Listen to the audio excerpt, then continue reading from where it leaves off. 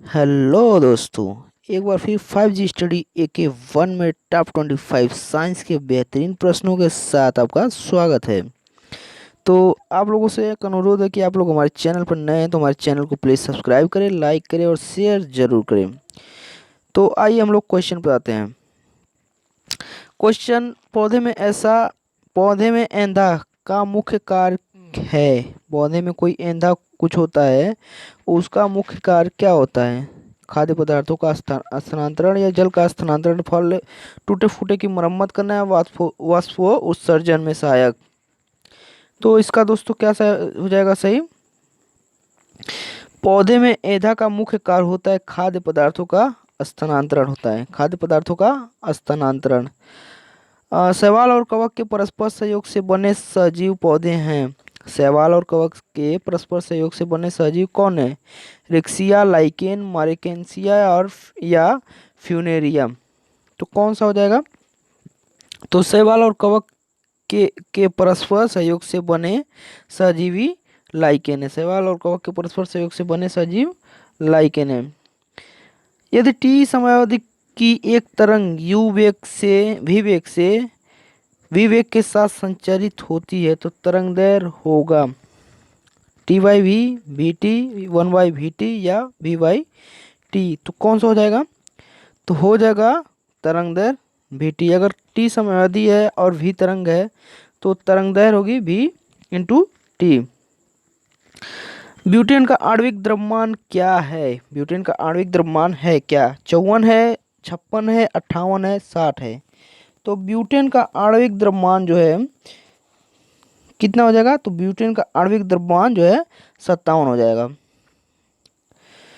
बीमारी फैलाने वाले एजेंट को क्या कहते हैं? बीमारी फैलाने वाले एजेंट जैसे मच्छर हो गए हैं और उनको क्या कहते हैं? एमाइलेज कहते हैं, सिक्रेटिन कहते हैं, प्रोलैक्टिन कहते हैं या पैथोजन कहते हैं। तो बीमारी फैलाने वाले एजेंट को क्या कहते हैं हम लोग? तो बीमारी फैलाने वाले एजेंट को हम लोग पैथोजन कहते हैं।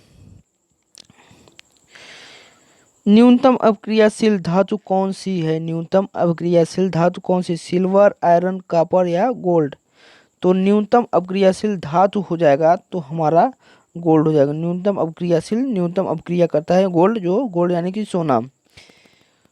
यदि पानी का कांच के परम अपवर्तनांक क्रमशः 5/3 तथा 3/2 हो तो पानी के सापेक्ष कांच का अपवर्तनांक क्या हो जाएगा? तो पानी के सापेक्ष कांच का अपवर्तनांक हो जाएगा हमारा 9/10, यानी कि 5/3 गुणे 3/2/3, यानी कि 3×3 9/5×2 9/10 हो जाएगा।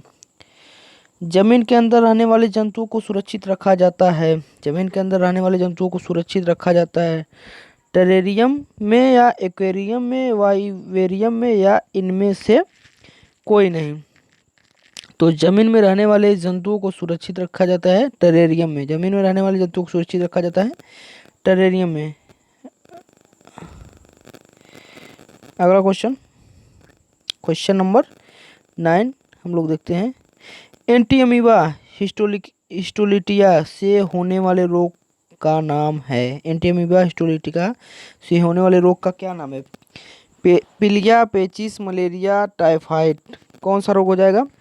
एंटी अमीबा हिस्टोलिटिका से होने वाला रोग कौन सा हो जाएगा? तो एंटी अमीबा हिस्टोलिटिका से जो रोग हो जाएगा वह पेचिस होगा, यानी कि एंटी अमीबा हिस्टोलिटिका से पेचिस होता है। एक धातु यक्ष अम्लों से क्रिया पर हाइड्रोजन मुक्त नहीं करता परंतु ऑक्सीजन से क्रिया पर एक काले रंग का यौगिक देता है। यक्ष को पहचानिए, माने कौन सा यक्ष हो जाएगा? Na, Mg, Cu या Cm? सोडियम, मैग्नीशियम, कॉपर या कैल्शियम? तो कौन सा हो जाएगा? तो हमारा कॉपर यानी कि Cu हो जाएगा। दो चुंबकीय बल रेखाएं और आगे ऑप्शन है चुंबक की स्थिति के अनुसार एक दूसरे को काटती हैं, उदासीन बिंदु पर एक दूसरे को काटती हैं, एक दूसरे को कभी नहीं काट सकती, उत्तरी या दक्षिणी ध्रुवों के निकट काटती हैं। तो दो चुंबकीय बल रेखाएं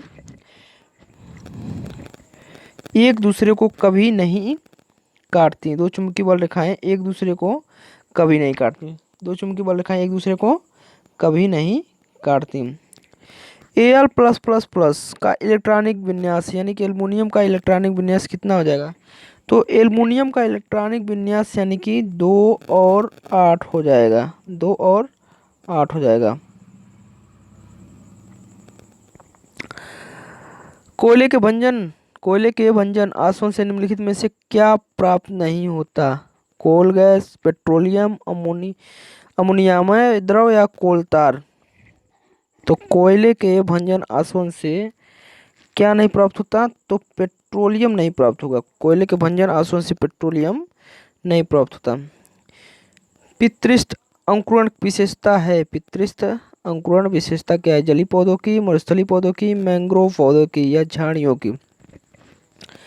तो ये किसकी विशेषता हो जाएगी? तो पितृस्थ अंकुरण जो है मैंग्रोव पौधों की विशेषता हो जाएगी।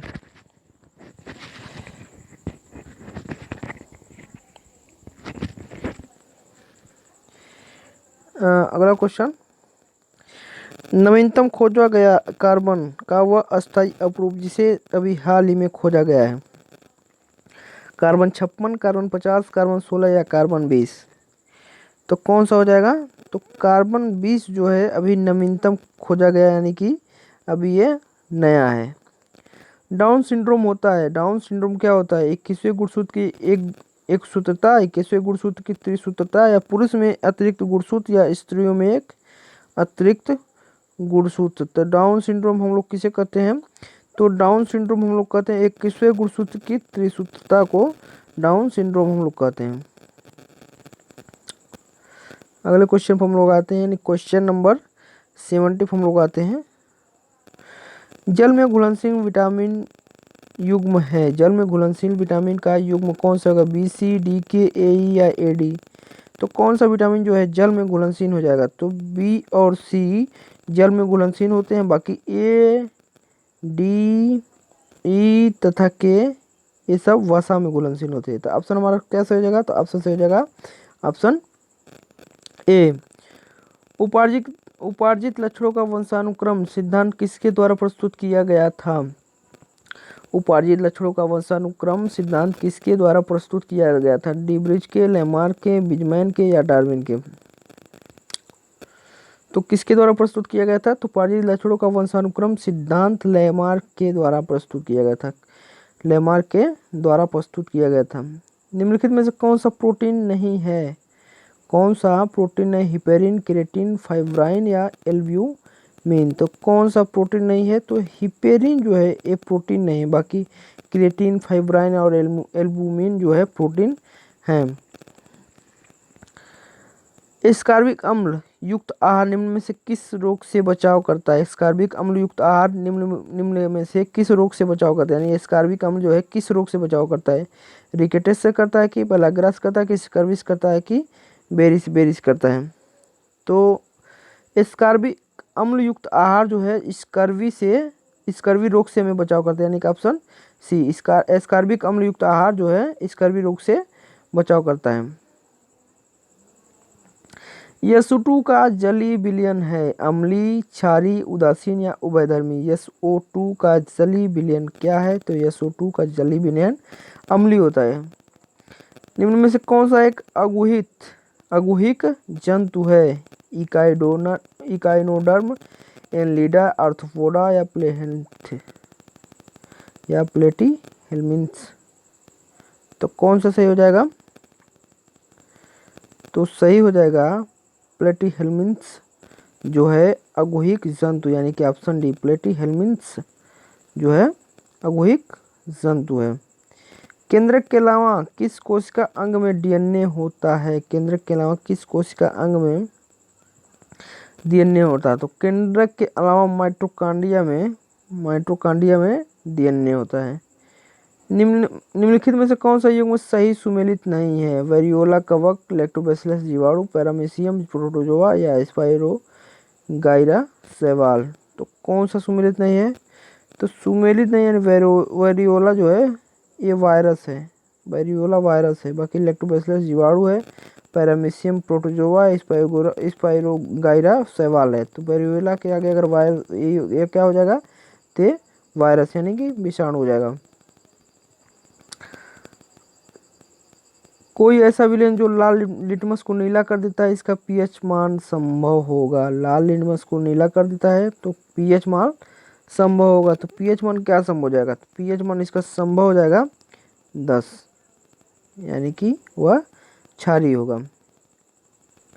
तो दोस्तों ये थे टॉप 25 साइंस के बहुत ही बेहतरीन प्रश्न जो कि कहीं ना कहीं परीक्षाओं में पूछे गए हैं। तो आप लोगों को ऐसे ही और अच्छे अच्छे वीडियो चाहिए तो हमारे चैनल को प्लीज़ सब्सक्राइब करें, लाइक करें, शेयर ज़रूर करें। तो मिलते हैं ऐसे ही बेहतरीन प्रश्नों के साथ नेक्स्ट वीडियो में, तब तक के लिए धन्यवाद।